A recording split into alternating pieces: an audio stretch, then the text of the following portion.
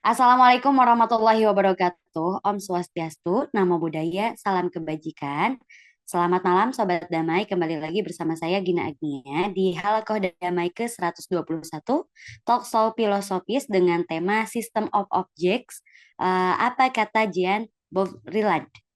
Di sini saya tidak sendiri, saya ditemani oleh Ami Fajria, Kang Daus, dan juga Kak Setiawan Rizky ya dari S2 Studi Interkultural dan Religi Fakultas Filsafat Unpar ya.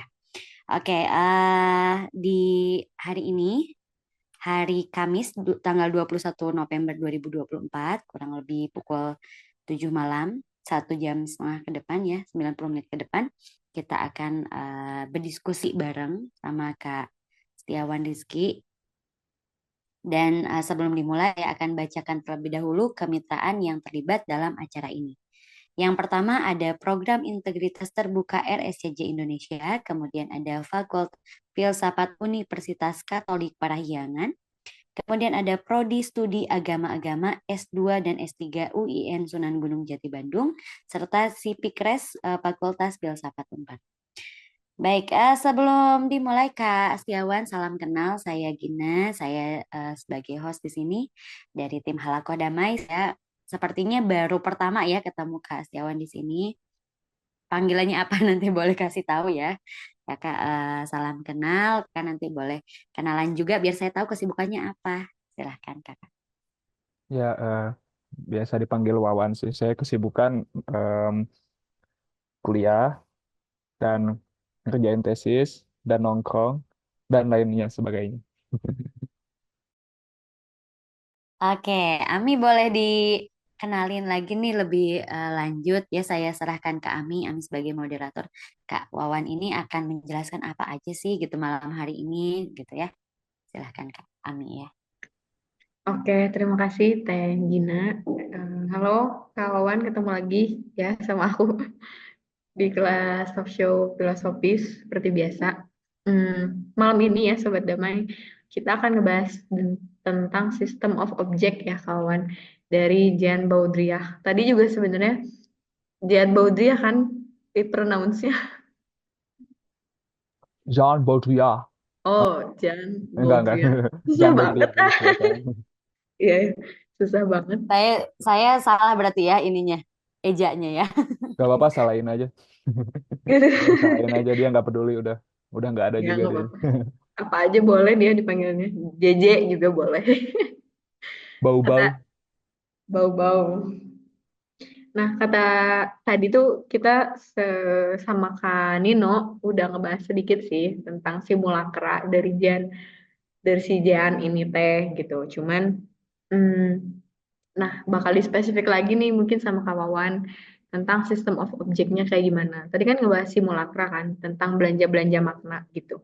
Eh Pemikirannya si Jan ini teh sangat mempengaruhi gitu ya kepada keadaan sekarang gitu ya.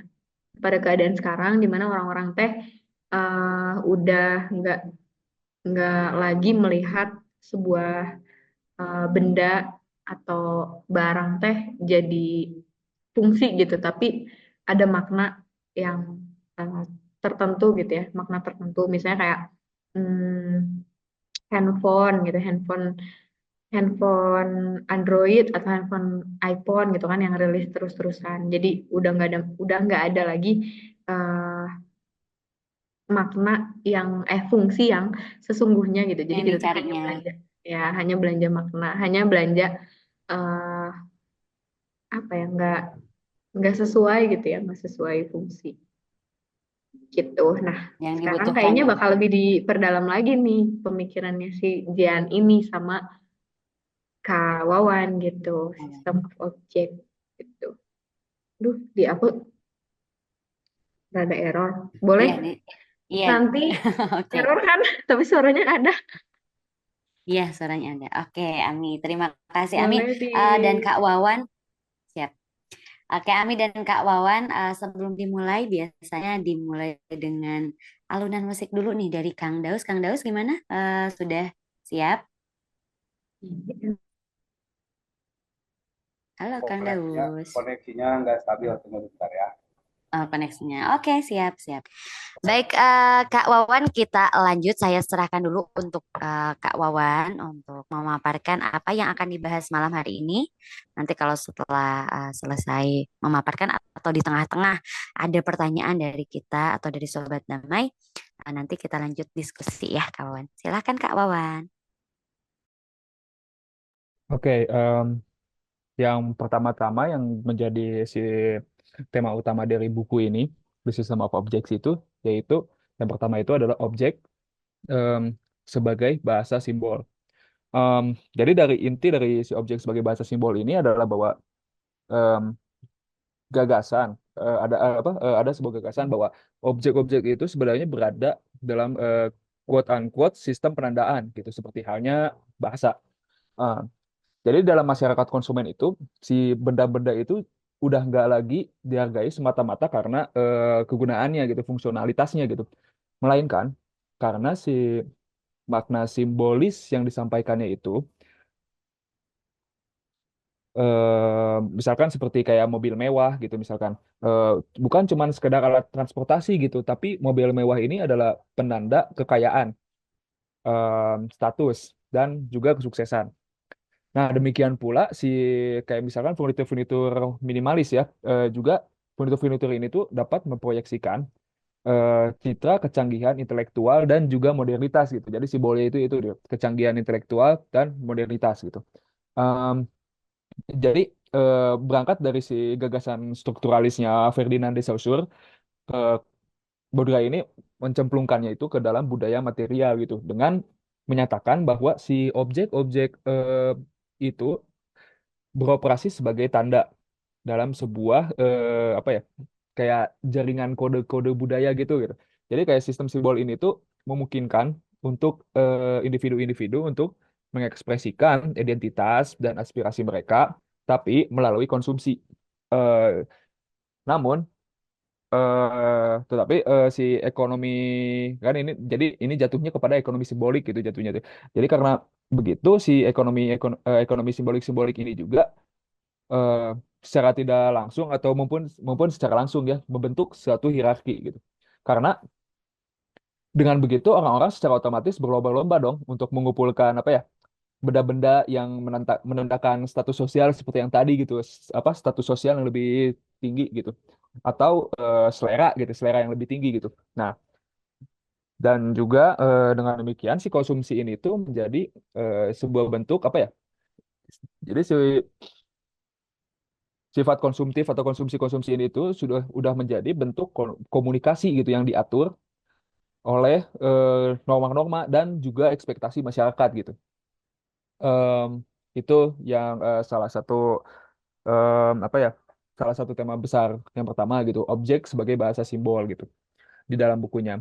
Kalau yang kedua juga ada yang kedua itu tema yang besar yang dia dia tawarkan di bukunya itu adalah tentang mitos fungsionalitas.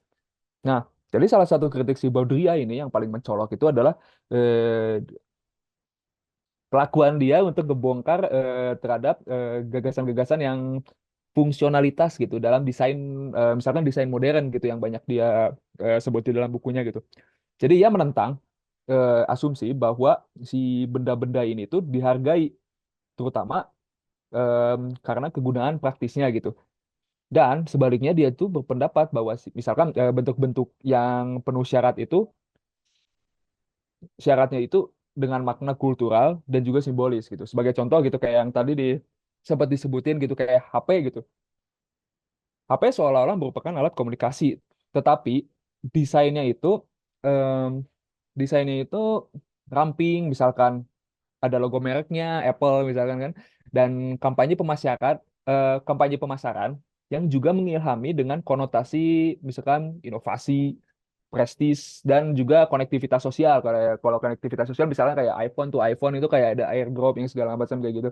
Jadi seakan-akan akan apa, ada eksklusivitas kalau misalkan Anda memakai produk Apple atau Samsung atau Android dan segala macam apapun itu. Nah, selain itu dalam tema mitos fungsionalitas ini tuh si Baduria juga berpendapat kalau misalkan penekanan pada si desain dan estetika barang-barang konsumen sering mengaburkan tujuan awal mereka gitu. Nah, seakan-akan jadi si benda-benda ini kalau misalkan pakai bahasa Marx ya, benda-benda ini tuh difetiskan karena daya tarik simbolisnya gitu. Bahkan mengubah benda-benda menjadi penanda identitas gitu. Benda-benda biasa yang menjadi penanda identitas gitu. Nah, proses ini menurutnya eh, mengakibatkan pengasingan individu di realitas material objek dan menciptakan masyarakat bentuk di mana bentuk mengambil alih fungsi. Nah, aspek lain yaitu tema yang ketiga yang besar juga di The System of Objects ini adalah apa sang kolektor dan juga tindakan untuk mengoleksinya gitu. Nah, karena dia juga menganalisis tentang si tindakan mengoleksi ini gitu. Jadi dia menggambarkan bahwa si kolektor sebagai individu yang mengisolasi benda-benda dari peran fungsionalnya, lalu merubahnya menjadi simbol identitas dan penguasaan pribadi. Jadi sebuah koleksi itu bukan sekedar apa ya? Sebuah koleksi itu kayak misalnya koleksi Funko Pop atau koleksi materai atau apapun. Nah, itu dia itu bukan cuma sekedar akumulasi barang, tapi ini adalah eh, suatu apa ya? Bisa dikatakan narasi yang dikuratori dan juga yang mencerminkan kepribadian, selera dan aspirasi dari kolektor itu tersebut. Jadi dalam masyarakat konsumen itu mereka mengoleksi menjadi dua cara, dua cara untuk menciptakan makna dalam dunia yang juga didominasi oleh produksi massal dan standarisasi juga gitu. Namun si Baudrillard ini seakan-akan di buku ini tuh kayak quote unquote juga memperingatkan gitu bahwa proses ini juga dapat mengarah ke semacam apa ya? Ngelepasin eksistensial diri gitu karena benda-benda ini tuh seakan-akan dilucuti juga gitu dari tujuan aslinya gitu. Dan diubah menjadi simbol-simbol kosong gitu dia bahasanya kayak gitu, simbol-simbol kosong gitu atau tanda atau makna yang dangkal gitu. Em, dan karena itu pun si apa ya tindakan mengoleksi barang-barang seperti itu tuh mencerminkan bahwa ada dinamika konsumerisme yang lebih luas di mana si nilai simbolis benda-benda itu tuh melampaui signifikansi praktisnya gitu seperti yang dijelaskan tadi gitu. Lalu Baudrillard juga di buku ini juga berpendapat bahwa apa ya dalam masyarakat modern itu dia tuh konsumsi ini pun menggantikan produksi sebagai pendorong utama apa ya dia pakai bahasanya tuh organisasi sosial gitu. Jadi individu itu tidak lagi mendapatkan makna dari apa yang mereka ciptakan, tetapi dari apa yang mereka konsumsi. Jadi ada semacam apa ya? Ada semacam pergeseran yang memunculkan kode konsumsi, di mana si benda-benda ini juga berfungsi sebagai apa ya? Jadi benda-benda berfungsi itu sebagai indikator, indikator apa? Indikator untuk kepemilikan dan juga sisi negatifnya itu pengucilan sosial gitu. Karena memiliki merek atau gaya tertentu itu tuh berarti kan berpartisipasi dalam bahasa modal budaya bersama gitu yang menandakan tepat seseorang dalam hierarki sosial gitu misalkan gue pakai ini gue itu udah beda gitu ada masih ada apa ya masih ada klasifikasi masyarakat tertentu gitu dengan apa dengan memiliki merek atau gaya tertentu oh ini mah mereka pakai baju-baju kayak gini berarti mereka termasuknya dalam kelompok ini gitu seperti apa ya contohnya seperti itu gitu lalu di sistem konsumsi ini pun karena itu pun sistem konsumsi ini pun pada dasarnya mengasingkan gitu. Jadi alih-alih apa ya menupuk memupuk hubungan antar manusia yang sesungguhnya, sistem ini tuh malah justru melanggengkan persaingan dan ketidaksetaraan kalau kayak gitu jadinya. Karena dengan mengikatkan identitas pada harta benda, si apa ya budaya konsumen ini mereduksi individualitas menjadi serangkaian pilihan yang dikomodifikasi. Dan dengan begitu membuat individu juga terjebak gitu dalam siklus akuisisi dan ketidakpuasan yang tak berujung.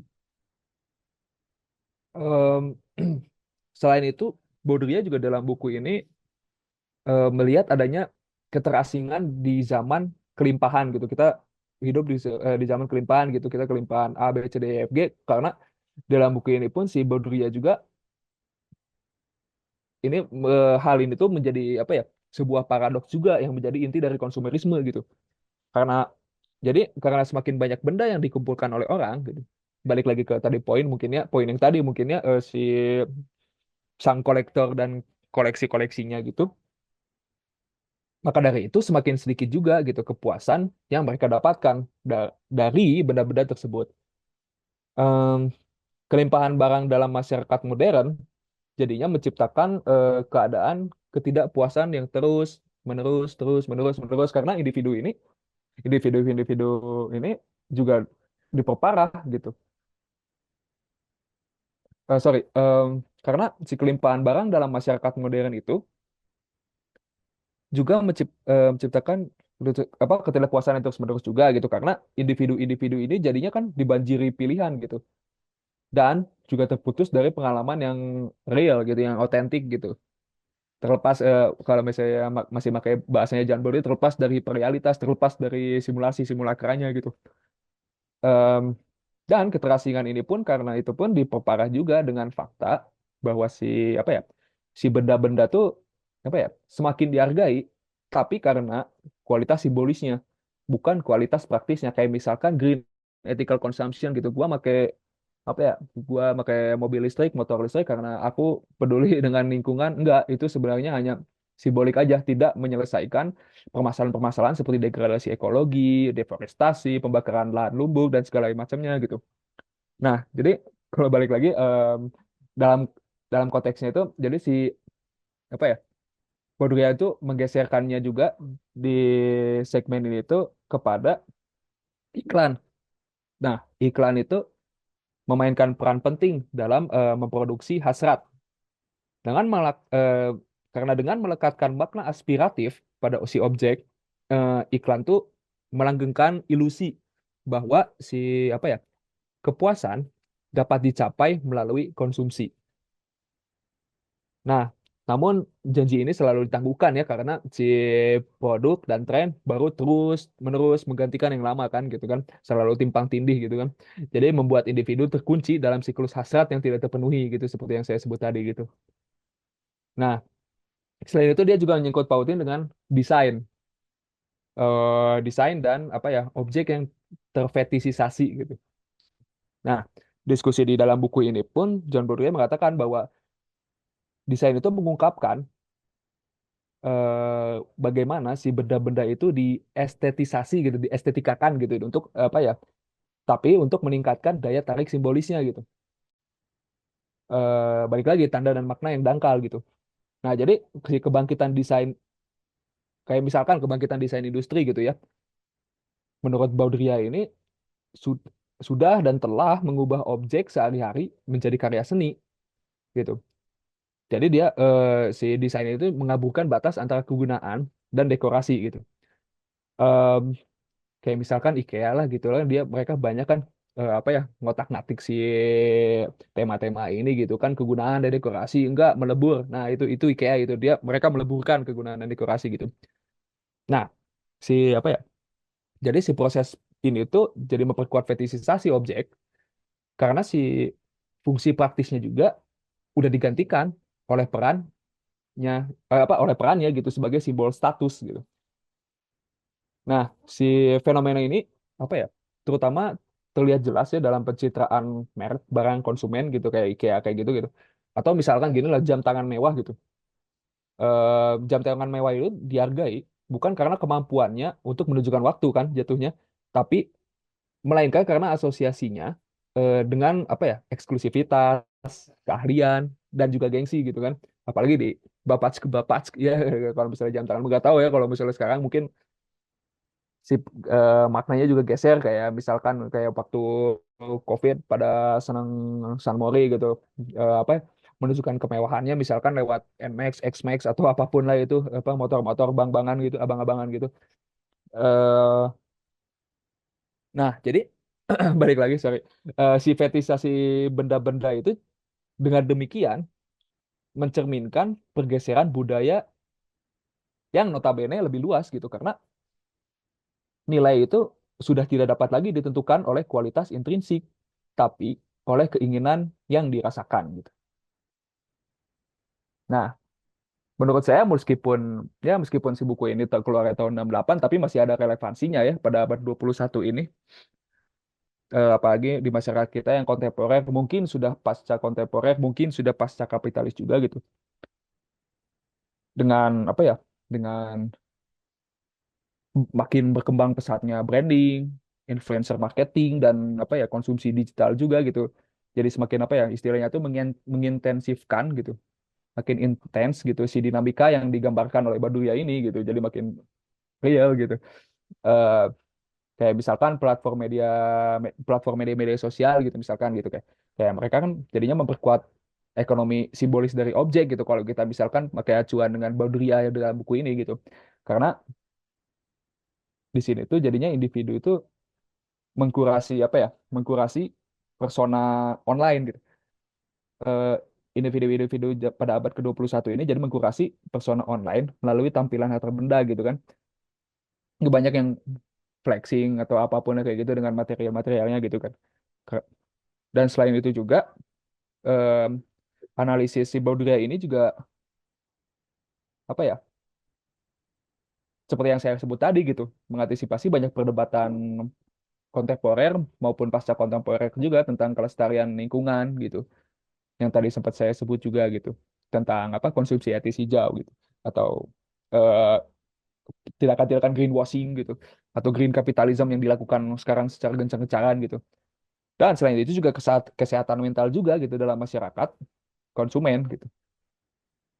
Karena si apa ya pengejaran akumulasi material tanpa henti itu secara tidak langsung tuh ya kembali pada contoh yang saya tadi sebut juga berkontribusi juga gitu pada degradasi ekologis dan juga kalau misalnya masuk dalam kesehatan mental juga memperburuk apa ya memperburuk mendegradasi apa mendegradasi juga perasaan tidak mampu dan juga terasing gitu. Nah, karena itu ya apa ya dengan Baudrillard yang mengekspos kontradiksi dan konsekuensi dari konsumerisme ini menjadi lensa juga gitu, menjadi lensa apa kritik ekses kehidupan pasca modern ini juga gitu. Gitu sih paling kalau dari saya ya untuk buku yang padat padat sih ini buku yang padat lumayan Terima padat. kasih Kak Wawan ya untuk penjelasannya tadi dari buku System of Object ini ada beberapa yang saya garis bawahi gitu ya bahwa tadi dijelaskan benda ini berfungsi sebagai alat sebagai pembawa makna sebagai konsumerisme gitu ya dan juga tadi ada beberapa hal yang dijelaskan oleh Kak Wawan misalnya objek itu sebagai bahasa simbol kemudian juga mitos fungsionalitas gitu ya kemudian juga sang kolektor di mana uh, seseorang itu mengoleksi atau mengisolasi benda dari fungsional menjadi simbol identitas gitu. Dimana kalau di zaman sekarang orang-orang punya suatu benda itu menunjukkan hanya komoditas yang dapat dipertukarkan yang digunakan untuk menentukan status kita di mata masyarakat gitu ya. Kalau misalnya kita koleksi mobil atau apa gitu. Jadi orang-orang itu bisa menganggap status sosial kita itu seperti apa. Itu mungkin dari saya reviewnya. Ya, kayaknya sama gitu ya, bukan sama bagiannya lagi dari pembahasan tadi yang sama Kak Nino gitu ya. Gimana sih Jan ini teh ngelihat gitu, ngelihat dan menganalisis objek sehari-hari gitu, kayak konsumsi teknologi atau barang-barang yang ada tuh ngebentuk banget struktur sosial gitu, struktur sosial dan kultural gitu. Bahkan apalagi sekarang gitu ya, masyarakatnya udah jadi masyarakat kapitalis yang eh ya semua jadi kapitalis sih gitu. Karena karena kultur itu tadi, karena sistem yang ngebentuk masyarakat buat ngelihat suatu barang, ngelihat suatu objek teh jadi eh apa ya, tanda gitu, tanda tanda kita, si objek itu tuh jadi tanda bahwa masyarakat teh ya udah nggak ada harapan buat eh, ngelihat barang teh sebagai fungsinya lagi gitu, tapi sebagai konsumsi aja gitu ya. Kayak tadi ya Kak Wawan cerita juga kayak hmm, kelas menengah ke atas gitu ya, hmm, faktor ada San Mori gitu, dan bahkan si nggak cukup San Mori naik motor apapun gitu ya, tapi ada kelas-kelas lagi gitu ya dalam motornya, dalam spare part modifnya itu. Tadi kata Kadino tuh modif apa ya, modif sekalian gitu ya, yang up banget gitu ya, yang high banget Siap. gitu. Oke, Kak Wawan dan juga Ami, mungkin untuk kelas, bukan kelas, apa, Talkshow ke-121 di kelas filosofis ini saya tutup ya. Usai sudah, terima kasih Kak Wawan dan juga Ami serta Kang Daus sudah bergabung di sini, sudah berdiskusi tentang System of Object ya dari Jean apa tadi, Baudrillard ya bacanya. Terima Gambok kasih ya. Kak. Kak Wawan, terima kasih. Mudah-mudahan ilmunya bermanfaat. Jangan Amin, amin. kapok, Terima nanti kasih. bisa ketemu secara langsung ya di FF atau di studio di Jalan Ambon. Mau itu live secara Instagram atau live apa di Zoom ya atau di webinar ya. Kang Daus juga terima kasih sudah bergabung. Ami. Mudah-mudahan ilmunya juga bermanfaat. Ya, signalnya kurang stabil ya.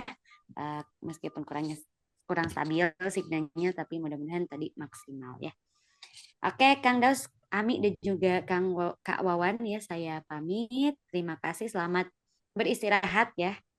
Atau misalnya masih ada kegiatan, selamat beraktivitas kembali. Sampai jumpa. Wassalamualaikum warahmatullahi wabarakatuh. Selamat malam. Waalaikumsalam. Waalaikumsalam Terima kasih. warahmatullahi wabarakatuh. Terima kasih banyak Kak Ya, Wawan, terima Teh kasih. Gina, Ya, Kang terima